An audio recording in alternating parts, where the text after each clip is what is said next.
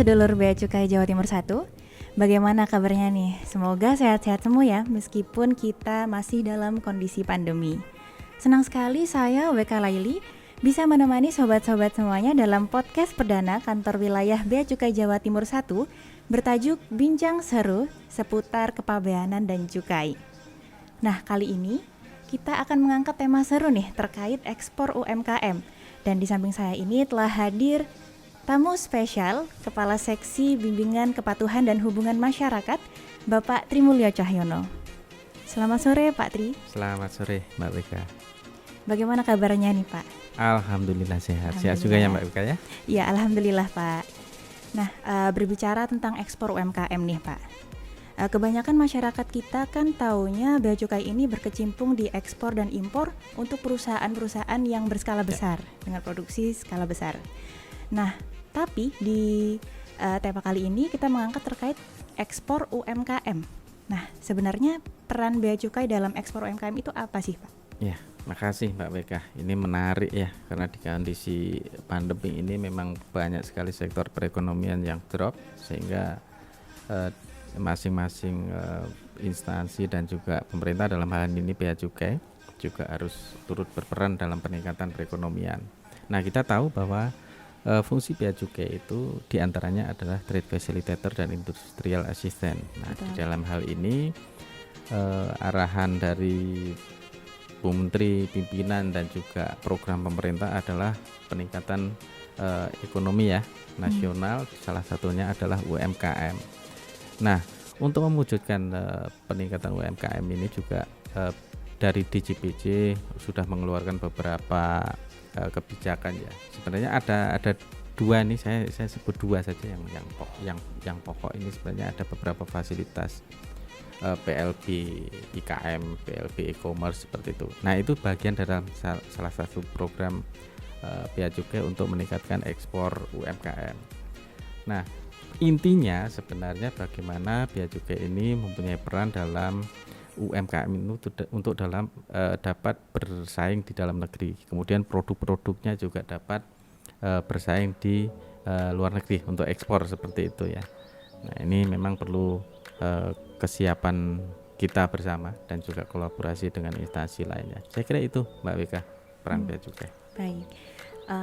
Sebenarnya apa yang telah dilakukan Bea Cukai Jawa Timur 1 nih Pak khususnya dalam melakukan pembinaan bagi para pelaku UMKM ini? Nah, ini supaya juga mungkin nanti para pelaku UMKM juga tahu ya bahwa Bea Cukai itu Jatim, khususnya Provinsi Jatim itu ada dua kanwil. Satu di Jatim 1 yang itu membawahi 8 satker, salah satunya juga Balai Laboratorium Bea Cukai ya. Dan juga Jatim 2. Jatim 2 ini ada 7 satker. Nah, mungkin selama ini teman-teman taunya adalah ekspor itu hanya di di Perak gitu ya, atau di Juanda. Taunya Bea Cukai itu. Nah, ini kita mencoba untuk mengkolaborasikan. Nah, program-program yang sudah dijalankan diantaranya adalah klinik ekspor. Nah, ini ada di setiap satker. Kalau misalnya memang di satker tersebut belum ada tim klinik ekspor, sebenarnya semuanya sudah ada fasilitas di situ, yaitu setiap satker standarnya ada layanan informasi. Nah, ini nantilah yang menghandle dari teman-teman pelaku UMKM untuk mendapatkan informasi bagaimana bisa ekspor, bagaimana cara pengisian PEB seperti itu ya. Nah, ini kita juga harus menjelaskan kepada para pelaku UMKM ini istilah-istilah yang umum untuk mereka. Jangan hanya kita membicarakan BC30, bingung nanti. Nah, program-program yang lain juga Kanwil Jatim 1 sudah beberapa kali juga berkoordinasi dengan instansi lain, dan juga kita kolaborasi dengan atase perdagangan dan atase keuangan yang ada di luar negeri, yaitu dengan program business matching. Di situ nanti akan mempertemukan antara buyer yang ada di luar negeri dan juga seller yang ada di dalam negeri, supaya nanti ini loh kebutuhan barangnya ini, kemudian nanti apa yang dijual speknya seperti apa. Nah, seperti itu. Dan juga di Jatim 1 masing-masing satker juga sudah melaksanakan coaching klinik juga ke teman-teman pelaku UMKM, supaya mereka yang betul-betul dari nol bisa sampai mendapatkan NIB, kemudian melakukan pemberitahuan pabean ya, pemberitahuan untuk ekspor, dan juga sampai memberangkatkan barangnya ke luar negeri ke si buyer yang ada di luar negeri. Gitu Mbak Beka. Sangat lengkap sebenarnya ya Pak, dan sangat mudah sebenarnya untuk UMKM kita apabila ingin ekspor sekarang ini. Nah, menyinggung terkait klinik ekspor tadi ya Pak, sebenarnya bisa dijelaskan mungkin Pak, klinik ekspor ini sebenarnya apa sih? Kok namanya klinik kayak tempat berobat gitu ya Pak ya? Ya, memang betul Mbak Eka. Klinik ekspor ini sebenarnya kayak ini ya, all in one ya di situ ya. One stop apa ya, kalau di entertainment one stop entertainment ya. Ini one stop information lah ini. Nah, di klinik ekspor ini yang dikelola oleh Satker yang ada di Kanwil Jatim 1 itu, selain juga kita mengcoaching ya, melakukan pembinaan kepada UMKM, itu kita kasih pelatihan dari start awal sampai dia bisa melakukan ekspor. Dan ini kita lakukan pendampingan one on one ya.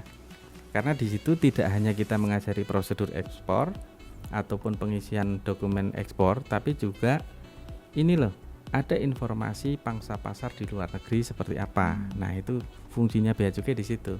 Kemudian misalnya ada beberapa perizinan ya, misalnya perlu ini ada izin karantina, ini ada izin dari Badan POM ataupun ada izin dari instansi terkait. Nah, fungsinya klinik ekspor untuk mengkoordinasikan itu, mengkomunikasikan jika ada kendala, kita bantu mereka untuk mengkoordinasikan dan mengurus perizinannya itu. Sambil juga kita mengumpulkan database ya, supaya apa sih potensi ekspor yang ada di Jatim 1, terutama misalnya di daerah-daerah tertentu kan, kayak di bawah Sidoarjo itu kan ada produk perikanan seperti itu ya. Di Gresik juga ada legentren, kemudian sarung tenun seperti itu. Dan saat ini sudah ditetapkan desa devisa untuk sarung tenun. Kira-kira itu Mbak Beka. Baik Pak.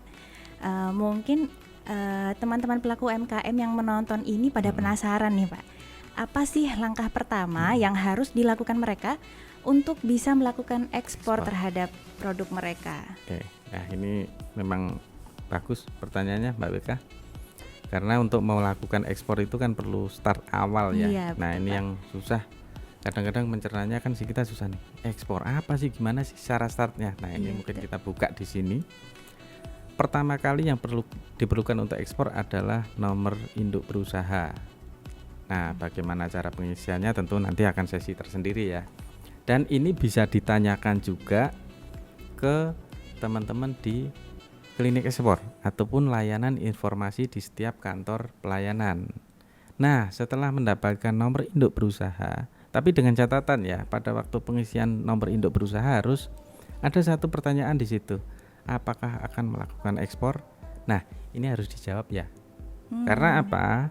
NIB ini adalah start awal untuk bisa melakukan masuk ke sistem kepabeanan kita, kepabeanan Bea Cukai ya.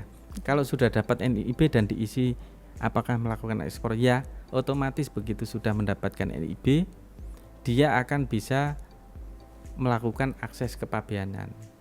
Step 1 selesai. Nah, step kedua yaitu adalah meminta modul PEB. Nah, modul PEB ini kalau bahasa mudahnya aplikasi ekspor kan gitu. Nah, ini nanti bisa minta ke setiap satker sebenarnya ya, karena di setiap satker sudah ada unitnya tersendiri yang menangani permintaan modul PEB. Ini untuk yang masih menggunakan aplikasi. Kita di Bea Cukai itu ada 2 ya, sistem C130 itu yang masih menggunakan aplikasi di kita, kemudian datanya dibuat kemudian dikirim ke sistem Bea Cukai.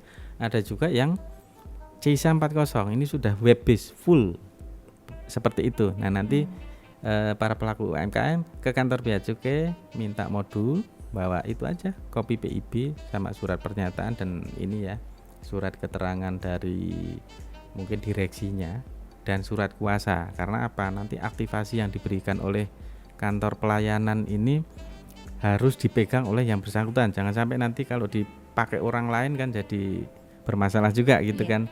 Nah, setelah mendapatkan modul, ini modul juga nanti bisa diinstalkan di kantor pelayanan ya. Jadi tidak harus install sendiri gitu. Nanti kita bantu seperti itu. Nah, setelah mendapatkan modul, barulah membuatkan dokumen ekspor. Jadi kalau mau ekspor itu ada dua hal. Satu, penyiapan dokumen ekspornya, dan yang kedua penyiapan barangnya, kan gitu. Iya. Nah, untuk penyiapan prosedur ekspornya pasti di bea cukai. Kemudian penyiapan pengiriman barangnya itu nanti ya pasti dengan ekspedisi ataupun dengan ini ya apa? Kalau di laut MKL, di udara MKU dulu istilahnya gitu ya. Nah, sekarang kan mungkin forwarder kan gitu. Nah, setelah itu dilalui semua barulah nanti teman-teman UMKM ini bisa melakukan ekspor. Terserah mau milih lewat laut atau lewat udara. Nah, kalau di Jawa Timur ini hanya 2 pintu ya, Mbak Weka ya. Melalui udara itu di bawah kantor Juanda. Yang melalui laut itu di bawah kantor pelayanan bea cukai Tanjung Perak. Jadi jangan keliru nanti. Jadi pengurusan boleh di mana saja karena ini sudah sistem online. Dari rumah bikin dokumen pun bisa. Tapi pengiriman barangnya itu nanti pasti melalui Juanda atau Perak, tergantung pelabuhan yang mau dipilih kan seperti itu. Gitu Mbak Eka. Jadi mungkin secara garis besar yang perlu digarisbawahi nih sama teman-teman pelaku UMKM ini adalah yang pertama mereka harus mendaftarkan NIB mereka. Yes, betul. Kemudian bisa menuju ke kantor pelayanan terdekat untuk menginstal modul atau aplikasi yang akan dipakai untuk mengisi PEB begitu ya betul. Pak. Dan apabila ada kendala nanti bisa mengunjungi klinik ekspor atau layanan informasi kantor pelayanan tersebut. Terdekat. Kantor terdekat juga bisa. Di Bea Cukai Jawa Timur 1 ini mana aja tuh Pak? Kalau Jatim 1 itu ada di yang dekat-dekat kita ya. Ini ada di Sidoarjo ada. Kemudian Bea Cukai Pasuruan, kemudian Bea Cukai Juanda, kemudian juga Bea Cukai Perak pasti ya yang terbesar, kemudian Bea Cukai Gresik, Bea Cukai Bojonegoro, dan yang terjauh di Bea Cukai Madura. Nah ini Madura juga banyak UMKM ini, dan teman-teman di sana sudah sangat-sangat aktif untuk membantu teman-teman UMKM supaya bisa ekspor seperti itu Mbak Eka. Untuk pelaku UMKM yang masih baru mencoba nih Pak, kan biasanya mereka masih bingung gitu ya. Bingung mau mengirimkan dalam skala kecil gitu, tapi gimana gitu kan. Nah itu bagaimana Pak? Jadi, nah itulah salah satu fasilitasnya Mbak Eka ya. Kita tahu bahwa para pelaku UMKM ini juga produksinya kan nggak skala besar ya, mungkin kecil-kecil, kadang juga pengiriman ini kan untuk saya minta sampel produknya dulu lah sebelum saya order yang banyak kan gitu. Nah ini di Bea Cukai juga ada fasilitas juga di situ. Jadi untuk barang-barang yang misalnya beratnya sampai dengan 100 kg itu pengirimannya bisa melalui kantor pos atau melalui ini ya PJT ya seperti itu. Nah kalau di Jatim ini kantor pos. Nah kalau di bawah 100 kilo itu nggak perlu dokumen ekspor Mbak Weka. Itulah salah satu fasilitasnya ya. Kemudian kalau misalnya Pak saya sudah ada produk nih tapi di atas 100 kilo kan harus menggunakan dokumen ekspor PEB gitu ya. Tapi saya nggak tahu nih Pak caranya bikin PEB kemudian cara ngirim barang. Ada beberapa opsi ya Mbak Weka ya. Yang pertama ini yang kita harapkan teman-teman UMKM ini bisa membuat PEB sendiri. Dan ini misi kita karena dengan membuat PEB sendiri pasti cost-nya lebih ini ya ekonomis ya. Yang kedua dia akan mengetahui prosedur ekspor secara lengkap kan gitu. Yang kedua kalau memang ternyata volume barangnya ya mungkin agak middle seperti itu, kemudian juga saya pengen praktis Pak, ada beberapa opsi. Misalnya di Bea Cukai itu ada namanya PPJK, perusahaan pengurusan jasa kepabeanan. Nah itu nanti teman-teman UMKM bisa menyerahkan ke situ nanti dokumen ekspornya yang membuatkan teman-teman PPJK, kemudian pengiriman barangnya juga oleh teman-teman PPJK. Nah PPJK ini ada di laut dan di udara. Kemudian kalau misalnya opsi yang ketiga bisa melalui PJT, perusahaan jasa titipan, seperti yang beroperasi di Juanda ini kan ada ya sebenarnya semacam DHL, Videk, TNT seperti itu. Nah nanti mereka yang akan membuatkan dokumen ekspornya yang untuk Bea Cukai.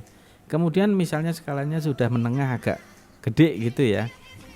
Tapi Pak, barang saya nggak cukup nih 1 kontainer gitu kan.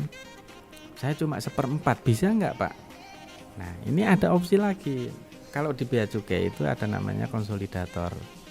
Jadi dia nanti yang akan mengkolek dari misalnya 10 UMKM gitu ya. Barangnya sekian. Nanti PEB-nya itu atas namanya si UMKM. Nanti si konsolidator ini akan membuat dokumen PKBE ya, Buletin Konsolidator Barang Ekspor. Nah nanti dikumpulkan jadilah 1 kontainer. Nah dengan dokumen PKBE ini akan masuk ke pelabuhan untuk diekspor. Jadi itu opsinya banyak sekali sebenarnya. Jadi nggak usah takut ekspor. Kalau misalnya belum ada informasi yang jelas, langsung kontak ke bea cukai. Atau juga nanti di mana nih? Tulisannya di sini nih. Nanti ada nomor layanan informasi Kanwil Jatim 1. Nah, nanti bisa kontak ke situ by WA ya, seperti itu. Atau juga pastinya di layanan informasi masing-masing Satker. Gitu, Mbak Beka ya. Intinya jangan ragu, pasti ada jalan ya, Pak. Betul. Baik. Selanjutnya nih, atas tindak lanjut PEB yang diajukan oleh para pelaku usaha, secara garis besar bagaimana sih sebenarnya proses pelayanan kepabeanan? Nah, kalau di PEB itu kan sebenarnya ini saya coba rangkum dengan bahasa yang simple ya. Iya Pak. Jadi kalau proses di kepabeanan untuk ekspor itu pada prinsipnya tidak dilakukan pemeriksaan fisik. Ya, jadi begitu teman-teman pelaku UMKM nanti membuat PEB dengan modul yang sudah ada tadi, submit atau kirim ke sistem bea cukai, nanti akan mendapatkan respon namanya nomor pendaftaran. Tapi sebelum itu pasti harus dicek dulu nih teman-teman UMKM, atas produknya itu perlu izin instansi terkait atau tidak, kan gitu. Jadi kalau step-stepnya saya urutkan dari awal, bikin dokumen, cek dulu barangnya ini perlu izin instansi terkait enggak? Nah itu perlu digarisbawahi ya buat para. Kalau perlu instansi terkait ini harus diurus dulu dan nanti tidak perlu membawa dokumen-dokumen ini ke bea cukai karena nanti dari instansi terkait sudah akan mengentry ke sistem NSW ya. Oh iya. Nah nanti akan rekonsiliasi sendiri, validasi sendiri. Nah setelah itu baru proses itu ada di kita di bea cukai ya. Teman-teman UMKM tinggal menunggu saja tuh. Kalau misalnya sudah tervalidasi ya, itu akan mendapatkan nomor pendaftaran PEB. Dan jika tidak ada kendala suatu apapun, misalnya jalur hijau akan mendapatkan namanya nota pelayanan ekspor.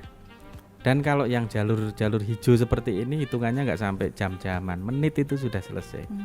Nah setelah mendapatkan NPE, itu nanti tinggal ngirim barangnya Mbak Wika, mau lewat laut atau udara. Tapi yang perlu digarisbawahi pada waktu pembuatan dokumen PEB itu harus kode kantornya harus sesuai dengan yang tujuan dia mau ekspor lewat mana. Kalau misalnya perak misalnya 070 100 ya. Jadi 100. Kantor pelayanan ekspornya harus kode itu. Karena nanti dokumennya dokumennya akan ke Tanjung Perak. Kalau misalnya ke Juanda ya 070 500 ya. Nah, supaya nanti dokumennya memang lari ke Juanda. Setelah itu clear semua baru nanti teman-teman UMKM tinggal kirim barangnya saja dan setelah mendapatkan nota pelayanan ekspor itu bisa masuk ke kawasan pelabuhan ataupun ke bandar udara. Kalau istilah teknisnya kawasan pabean sebenarnya. Tapi untuk mudahnya ya wis bisa masuk ke lapangan penimbunan kontainer yang mau masuk ke kapal kan gitu. Kalau di bandara ya sudah bisa masuk ke gudang yang akan menimbun sementara sebelum masuk ke pesawat. Seperti itu Mbak Beka. Baik. Seperti yang sudah Bapak singgung di awal-awal tadi juga ya Pak, dalam memberikan pelayanan ekspor kepada UMKM ini kan bea cukai bekerja sama tentunya dengan instansi-instansi lain. Nah kalau selain dari bea cukai sendiri nih, fasilitas pemerintah apa saja sih Pak yang bisa dimanfaatkan oleh para pelaku UMKM ini? Nah ini banyak sebenarnya Mbak Beka. Nah ini memang tugas kita bersama supaya masing-masing instansi ini kan memberikan fasilitas kepada pelaku UMKM. Hanya mungkin masih berdiri sendiri, jalan sendiri-sendiri ya.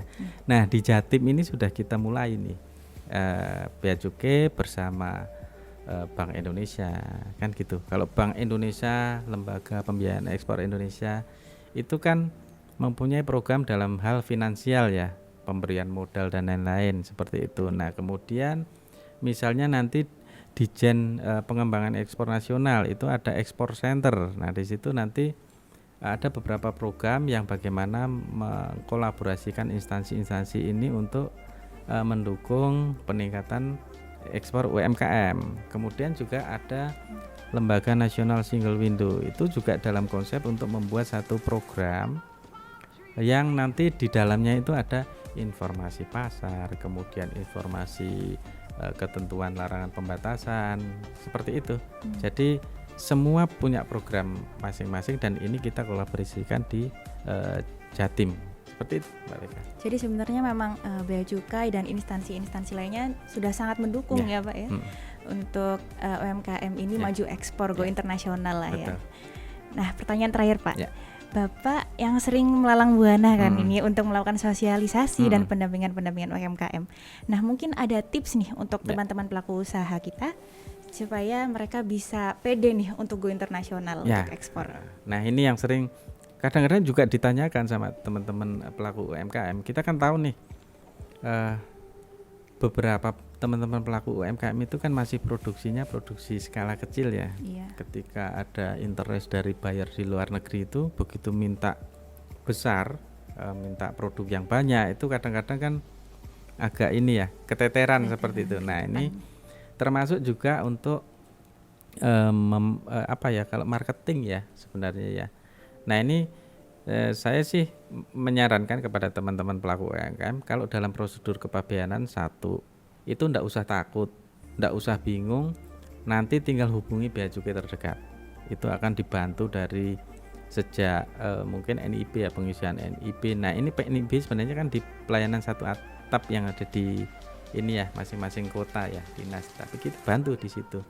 Kemudian yang kedua standarisasi produk ya, ini penting karena apa, buyer-buyer di luar negeri itu kan perlu kemasan yang menarik. Kalau istilahnya sih kurasi produk itu oleh instansi terkait ya. Nah ini juga setelah itu digital marketing ini penting karena apa, di era sekarang itu sudah transform dari pembelian penjualan konvensional menjadi pembelian melalui online. Nah ini penting juga dari teman-teman UMKM untuk membuat satu produk, kemudian juga kemasan dan mengemas itu dalam informasi digital ya. Apakah video pendek atau katalog yang menarik seperti itu. Dan juga yang tidak kalah pentingnya adalah terutama perizinan ya. Perizinan itu ketika stuck dalam satu, Pak saya kok nggak selesai-selesai, jangan berhenti di situ. Bisa datang ke instansi penerbit ataupun ke bea cukai. Nanti kita akan bantu tuh untuk pengurusan perizinannya, mengkoordinasikan seperti itu supaya semua berjalan lancar. Gitu, Mbak Weda. Jangan menyerah ya Pak ya, intinya. Betul. Baik, gak terasa nih Pak, sudah banyak ya pembahasan kita pada sore ini ya Pak. Terima kasih banyak Pak Tri atas waktunya berkenan hadir di tengah-tengah kesibukan Bapak. Sama-sama, makasih Mbak Weka. Sekian podcast kita kali ini. Untuk sedulur Bea Cukai Jawa Timur 1, jangan lupa ikuti channel YouTube Kanwil Bea Cukai Jawa Timur 1 untuk video-video menarik lainnya. Untuk kalian juga bisa request tema apa yang akan kita angkat selanjutnya loh. Cukup tuliskan di kolom komentar di bawah ini ya. Sampai jumpa.